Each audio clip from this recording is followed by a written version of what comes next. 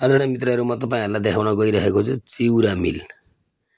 चिउरा मिल हो यो शेरफानगुडी र रम्फाबिलको बीचमा छ, बनर गाउँ।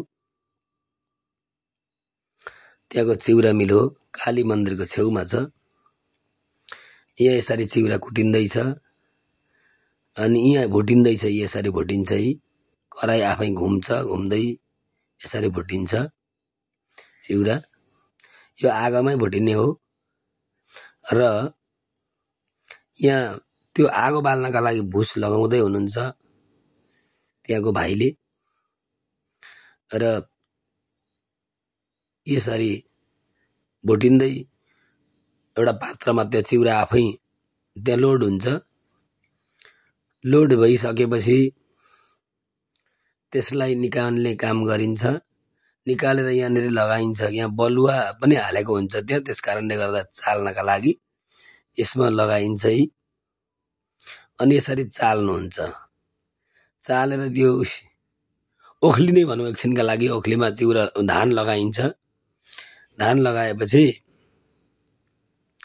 त्यो चिउरा त्यही ओखलीमा कुटिन्छ। अघि तपाईहरुले देख्नुभयो अगाडि कुटेको।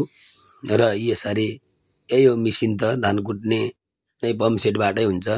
यसरी धान यसरी कुटिन्छ चिउरा। ल हेर्नुहोस्, भयो कि भएन भनेर चेक पनि गर्दै हुनुहुन्छ त्यो ड्राइभरले। र यहाँ आगो यसरी बल्छ। लु हेर्नुहोस्, यहाँ आगो बलेको। यसरी भुट्नका लागि आगो यसरी बालिन्छ। त्यही चिउराको भुसले नै बालिन्छ। र त्यो चिउरा जब भइसक्यो, तयार भएपछि यसमा लगाइन्छ। अन्त चिउरा आफै तपाईको निफनिएर उताबाट यसरी झर्छ। ल हेर्नुहोस्, झरिरहेको छ चिउरा, झर्दैछ यसरी। हेरिरहनुहोस्, अन्तिमसम्म यो भिडियो हेर्नुहोस्। र यसरी फेरि चिउराको घान अर्को घान हालियो। अनि त्यो बाल्टीमा चाहिँ 1 पल्ला हुन्छ अथवा 5 केजी। 5 केजी हुन्छ। पाकेर फेरि त्यो निकालेर फेरि उहाँ घान लगाउनु भयो। ल हेर्नुहोस्,